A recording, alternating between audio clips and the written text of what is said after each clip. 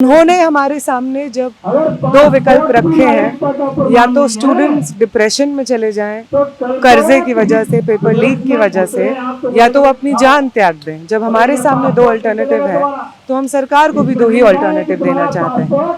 या तो वो इस जंतर मंतर पे बैठे हुए आम स्टूडेंट्स की बात सुने जो कि लोकतांत्रिक रूप से व्यक्त हो रही है, या तो वो अपने भ्रष्ट और इनकेपेबल शिक्षा मंत्री धर्मेंद्र प्रधान की अना बचा लें, अहंकार बचा लें, और जो भी उनका डिसीजन रहेगा ये देश की जनता ऐतिहासिक रूप से उसके जजमेंट में बैठेगी। राष्ट्रीय शिक्षा नीति 2020 के द्वारा एनटीए और इस तरह की जो एजेंसीज बनाई गई हैं उसके पास कोई परमानेंट स्टाफ नहीं है, कोई एम्प्लॉय नहीं है, आउटसोर्स करके वो एग्जाम करा रहे हैं। और एक सेंट्रलाइज एग्जाम को इतने बड़े लेवल पर आउटसोर्स करके कराना, जाहिर तौर पर पेपर लीक होगा।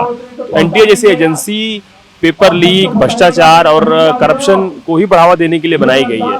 तो हमारी लड़ाई सिर्फ इस्तीफे की नहीं है, इस्तीफा एक स्टार्टिंग पॉइंट है। एनटीए को एबोलिश किए बिना इस देश में कोई भी एग्जाम फेयर ट्रांसपेरेंट तरीके से नहीं हो सकता है। तो एनटीए को हटाना पड़ेगा। आप भूख हड़ताल तब करते हैं और हम लोग तब कर रहे हैं जब हम मेमोरेंडम दे चुके हैं, एमओई के बाहर प्रोटेस्ट कर चुके हैं, धर्मेंद्र प्रधान को काला झंडा दिखा चुके हैं डीयू में, प्रोटेस्ट करके न जाने कितनी चार्जशीट है हमारे ऊपर।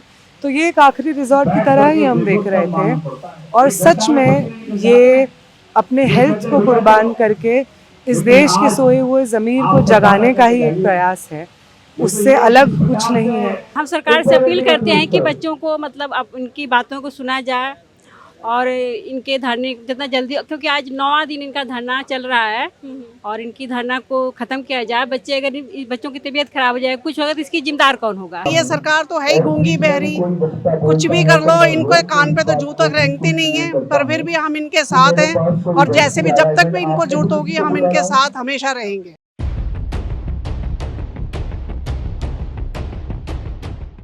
अंबेडकर नमः सुनने वाले सभी श्रोताओं को शालिनी का जय भीम। मैं आज जंतर मंतर पर हूं, जहां शिक्षा मंत्री धर्मेंद्र प्रधान जी के इस्तीफे को लेकर और एनटीए को रद्द किए जाने को लेकर छात्र आंदोलित हैं। सोनम वांगचुक भी भूख हड़ताल पर बैठे हैं उनके साथ।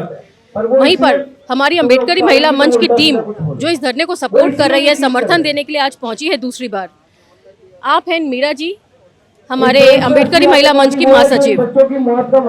मीरा जी, आपको यहाँ पर आकर कैसा महसूस हो रहा है? और आप मेरे ख्याल से तीसरी बार आज यहाँ पर आई हैं, तो आप इस धरने के बारे में और यहाँ जो भी एटमॉस्फेयर देखकर आपने ऑब्जर्व किया उसके बारे में आप क्या सोचती हैं? आप जैसे बोले, यहाँ सच मैं यहाँ पर 3 बार आ चुकी हूँ, आज मेरा तीसरा दिन है, और यहाँ पर आकर बहुत अच्छा लगा। बच्चे मतलब आप जैसे देख रहे हैं कि यहाँ बच्चे बैठे हैं भूखे प्यासे, सरकार कोई सूद नहीं ले रही है, और हम सरकार से अपील करते हैं कि बच्चों को मतलब अब उनकी बातों को सुना जाए और इनके धरने जितना जल्दी, क्योंकि आज 9वां दिन इनका धरना चल रहा है, और इनकी धरना को ख़त्म किया जाए। बच्चों की तबीयत खराब हो जाए, कुछ होगा तो इसकी जिम्मेदार कौन होगा? तो हम सरकार से अपील यही करेंगे कि जल्द से जल्द बच्चों का सुना जाए। शुक्रिया मीरा जी। आप हैं संतोष इंदौरा जी, और आप आज पहली बार आई हैं धरने पर, लेकिन आप पूरी तरह से अप टू डेट रहती हैं धरने को लेकर। आप बताएंगे संतोष जी, आप इस धरने के बारे में क्या सोच रही हैं?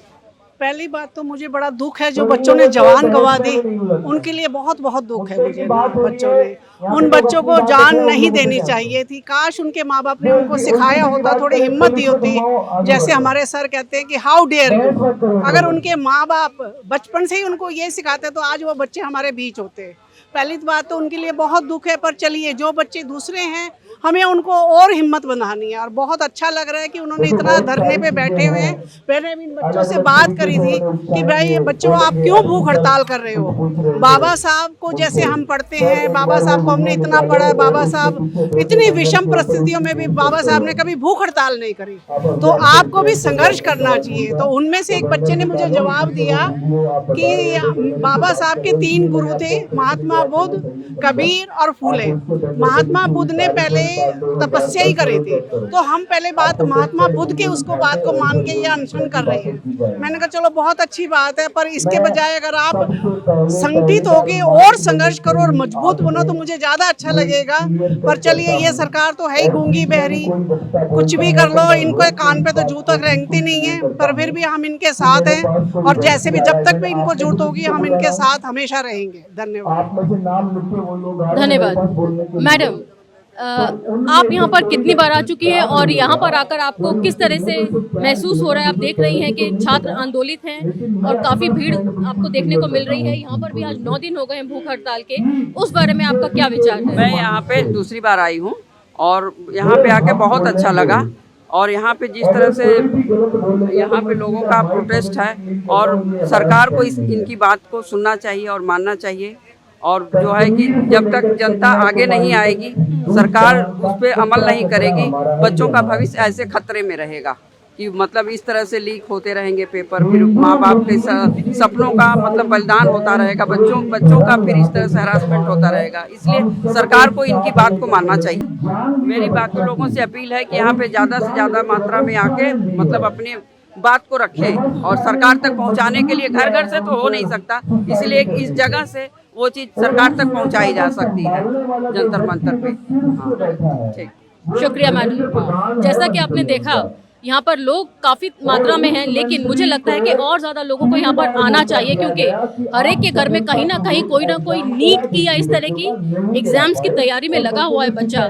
इससे पहले कि वो कोई गलत कदम उठाएं, आप इस शिक्षा व्यवस्था को दुरुस्त करने के लिए यहाँ पर ज़रूर आए। मैडम, आप यहाँ धरने पर आई हैं, तो आप क्या सोच कर यहाँ धरने पर आई हैं और यहाँ पर आने के बाद आपको क्या देखने को मिला? यहाँ मैं समर्थन, मेरे भी जानने वाले कुछ लोग हैं जो यहाँ पे आए हैं और वो भी स्टूडेंट हैं और वो लोग भी इस एजुकेशन सिस्टम से बहुत पीड़ित हैं, इसलिए वो भी भूख हड़ताल पे बैठे हुए हैं। मैं उनको और उनके साथ ही ये पूरे जो प्रोटेस्ट हो रहा है इसको समर्थन देने आई हूँ। और मैं यहाँ, हम भी कहीं ना कहीं, मैं भी स्टूडेंट रही हूँ और स्टूडेंट होने के नाते मैं भी ये चाहती हूँ कि जो हमारा इस समय वर्तमान में एजुकेशन सिस्टम चल रहा है ये बहुत ही भ्रष्ट है, क्योंकि इससे पहले भी चीज़ें होती थी पर एक मैनेजेबल होती थी। ऐसा नहीं होता था कि आप एकदम खुलेआम पेपर लीक हो जा रहे हैं और चीज़ें, हाँ, एक दो क्वेश्चन गलत होते थे, हम उसकी रिपोर्ट करते थे, उस पर मतलब उस पर एक्शन लिया जाता था। हाई कोर्ट में, सुप्रीम कोर्ट में हम रिट डालते थे, उस पर चीज़ें आ जाती थी। पर अब ऐसा लगता है कि कोई भी, जैसे कहते हैं ना कि एक कानून से संचालित एक राष्ट्र होता है, अब ऐसा ये रह ही नहीं गया है। हर जगह, एक तो सिर्फ एजुकेशन में नहीं, हर क्षेत्र में, पर ये जो प्रोटेस्ट हो रहा है वो एजुकेशन को लेके हो रहा है। और एजुकेशन ही बेस होता है किसी भी समाज के उठने का, प्रगति का। तो मैं इसको इस तरह से देखती हूँ कि ये बहुत बड़ा बदलाव आने वाला है। जैसा कि अभी रतन लाल सर का इंटरव्यू, रतन लाल सर भाषण दे रहे थे, उन्होंने एक बहुत अच्छी बात बोली कि जब स्टूडेंट ने सड़क पे आए हैं तब बहुत बड़े बदलाव हुए हैं, ये इतिहास गवा रहा है। और मैं सभी से अपील करूंगी इस चैनल के माध्यम से कि कोई कहीं भी हो, वो स्टूडेंट हो या आप किसी बच्चे के अगर माता पिता पेरेंट्स भी हैं तो आप आइए, भले 1-2 घंटे के लिए आइए। आपके आने से कुछ आपको लगता है कि कुछ नहीं हुआ, हम आए और चले गए, पर नहीं, आप आते हैं, इन बच्चों का मनोबल बढ़ता है। और अगर आप आके सब प्रोटेस्ट नहीं कर पा रहे हैं, पर आप आइए और इनका मनोबल बढ़ाइए। और मुझे लगता है कि बदलाव आने जा रहा है। ये उस तरह की, जिस तरह से सरकार शांत है अभी, ये वैसी शांति है कि कुछ बड़ा होने जा रहा है। और बहुत सारी मिनिस्ट्रियां, जो हम लोग को भी थोड़ा बहुत भनक है कि मिनिस्ट्रियां चेंज होंगी, बहुत सारे मंत्री चेंज होंगे, और वो इसी जो ये प्रोटेस्ट हो रहा है इसी का परिणाम है वो। नेहा, अभी मैंने देखा थोड़ी देर पहले आपका डॉक्टर एग्जाम कर रहे थे। जाहिर सी बात है 9 दिन से आप हंगर स्ट्राइक पर बैठी हुई हैं, तो तबीयत खराब होने का भी डर रहता है। और आपके एक साथी की तबीयत खराब होने की वजह से उनको हॉस्पिटलाइज भी किया गया है। और अगर मैं इसे गंगा बचाओ आंदोलन से जोड़कर देखूं, जहां पर स्वामी सत्यानंद जी बैठे हुए थे आमरण अनशन पर, वे चले गए हमारे बीच में से। यदि ऐसी हालत यहाँ पर बनती है तब आप लोग क्या करेंगे, क्या प्लान होगा आप लोगों का? नहीं, हम लोग जब यहाँ पे बैठे थे तो हम ये समझ रहे थे कि भूख हड़ताल एक आखिरी रिजॉर्ट होता है। आप भूख हड़ताल तब करते हैं और हम लोग तब कर रहे हैं जब हम मेमोरेंडम दे चुके हैं, एमओई के बाहर प्रोटेस्ट कर चुके हैं, धर्मेंद्र प्रधान को काला झंडा दिखा चुके हैं डीयू में, प्रोटेस्ट करके न जाने कितनी चार्जशीट है हमारे ऊपर। तो ये एक आखिरी रिजॉर्ट की तरह ही हम देख रहे थे और सच में ये अपने हेल्थ को कुर्बान करके इस देश के सोए हुए ज़मीर को जगाने का ही एक प्रयास है, उससे अलग कुछ नहीं है।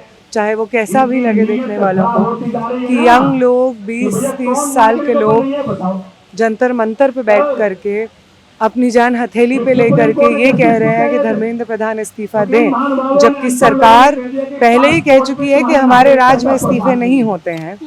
तो उन्होंने हमारे सामने जब 2 विकल्प रखे हैं, या तो स्टूडेंट्स डिप्रेशन में चले जाएं कर्जे की वजह से, पेपर लीक की वजह से, या तो वो अपनी जान त्याग दें। जब हमारे सामने 2 अल्टरनेटिव है तो हम सरकार को भी 2 ही अल्टरनेटिव देना चाहते हैं। या तो वो इस जंतर मंतर पे बैठे हुए आम स्टूडेंट्स की बात सुने जो कि लोकतांत्रिक रूप से व्यक्त हो रही है, या तो वो अपने भ्रष्ट और इनकेपेबल शिक्षा मंत्री धर्मेंद्र प्रधान की अना बचा लें, अहंकार बचा लें, और जो भी उनका डिसीजन रहेगा ये देश की जनता ऐतिहासिक रूप से उसके जजमेंट में बैठेगी। हमारे पास कितने लोग आ रहे हैं जो हमसे माफ़ी मांग रहे हैं कि हम लेकर आए थे इस सरकार को, आज ये हमारे ही बच्चे खा जा रहे हैं। कहान पटेल एक अहमदाबाद के स्टूडेंट हैं जिन्होंने अपनी जान ले ली नीट के पेपर लीक के बाद। उनके पिताजी आकर के हमसे माफ़ी मांग रहे थे कि हमने भी वोट किया था, इसको अब क्या हो गया। तो जब तक इस देश में वो लोग जो भाजपा का समर्थन करते थे तब वो लोग जागरूक होते रहेंगे कि ये सरकार ऐसी सरकार है जो जंतर मंतर पर बैठे 6 छात्रों की जान भी ले सकती है लेकिन अपने एक मंत्री की जवाबदेही नहीं ले सकती है, तब तक हम यहाँ पे बैठे रहेंगे। आपने कहा कि शिक्षा मंत्री इस्तीफा दें। मनीष जी, मैं आपसे जानना चाहूंगी, यदि शिक्षा मंत्री इस्तीफा दे देते हैं, इससे पहले स्मृति ईरानी जी से भी इस्तीफा मांगा गया था और छात्रों ने आंदोलित होकर मांगा गया था, तो ऐसे में क्या सिर्फ इस्तीफा ही एकमात्र विकल्प है? शिक्षा व्यवस्था तो बदलने से रही। जी, इस्तीफा इसलिए मांगा जा रहा है ताकि उस पोस्ट को अकाउंटेबल बनाया जा सके। वहाँ जो भी आए उसको जिम्मेदारी लेनी पड़ेगी और अगर जिम्मेदार नहीं होगा, जिम्मेदारी नहीं लेगा तो उसके खिलाफ भी इसी तरह के बड़े आंदोलन होंगे। उससे बड़ी बात हम लोग ये कह रहे हैं कि राष्ट्रीय शिक्षा नीति 2020 के द्वारा एनटीए और इस तरह की जो एजेंसीज बनाई गई हैं उसके पास कोई परमानेंट स्टाफ नहीं है, कोई एम्प्लॉय नहीं है, आउटसोर्स करके वो एग्ज़ाम करा रहे हैं और एक सेंट्रलाइज एग्जाम को इतने बड़े लेवल पर आउटसोर्स करके कराना, जाहिर तौर पर पेपर लीक होगा। तो एनटीए जैसी एजेंसी पेपर लीक, भ्रष्टाचार और करप्शन को ही बढ़ावा देने के लिए बनाई गई है। तो हमारी लड़ाई सिर्फ इस्तीफे की नहीं है, इस्तीफा एक स्टार्टिंग पॉइंट है। एनटीए को एबोलिश किए बिना इस देश में कोई भी एग्जाम फेयर ट्रांसपेरेंट तरीके से नहीं हो सकता है। तो एनटीए को हटाना पड़ेगा और उसके साथ साथ जो एनईपी है हम लोग उस पर भी लड़ रहे हैं कि एनईपी इस देश की शिक्षा व्यवस्था को बर्बाद कर रही है, सार्वजनिक विश्वविद्यालयों को बर्बाद कर रही है, वहाँ फीसेस बढ़ा रही है। जो दलित बहुजन कम्युनिटी के लोग हैं वो लोग विश्वविद्यालयों में पढ़ न पाएँ, इसके लिए एनईपी में हेफा जैसे प्रावधान लेकर के आए गए हैं कि विश्वविद्यालय का खर्च अब विश्वविद्यालय देखे, सरकार उसकी कोई जिम्मेदारी नहीं लेगी। तो एनईपी को लेकर के, एनटीए को लेकर के, धर्मेंद्र प्रधान के रेजिग्नेशन को लेकर के ओवरऑल हमारा जो ये हंगर स्ट्राइक है ये शिक्षा व्यवस्था में एक आमूलचूल परिवर्तन की लड़ाई है जिसको हम लोग यहाँ पे लड़ रहे हैं, जान की बाजी लगा करके लड़ रहे हैं और जब तक उस दिशा में चीजें आगे नहीं बढ़ेंगी तब तक हम नहीं हटेंगे। शुक्रिया नेहा, शुक्रिया मनीष, आप लोगों ने इतनी बढ़िया बात बोली और मैं समझ रही हूँ 9 दिन से भूख हड़ताल पे बैठने के बाद आप लोगों की जो हालत हो रही है। यहाँ पर इस देश में बहुत सी औरतें ऐसी हैं जो आधे दिन का करवा चौथ रखती हैं तो उनके प्राण निकलने लगते हैं और ये बच्चे जो हैं लगातार 9 दिन से भूखे प्यासे बैठे हुए हैं। आपको भी इनका संज्ञान लेना चाहिए क्योंकि सरकार जो है वो भीड़ तंत्र से नहीं डरती है, वो एक सशक्त आंदोलन से डरती है और उसी की मुहिम इन बच्चों ने चालू की है। तो आपका भी ये फर्ज बनता है कि इन बच्चों के साथ यहाँ इस मुहिम में आकर जुड़े, इससे पहले कि इनकी सेहत और ज्यादा बिगड़े। अंबेडकर नामा की तरफ से मैं शालिनी, धन्यवाद।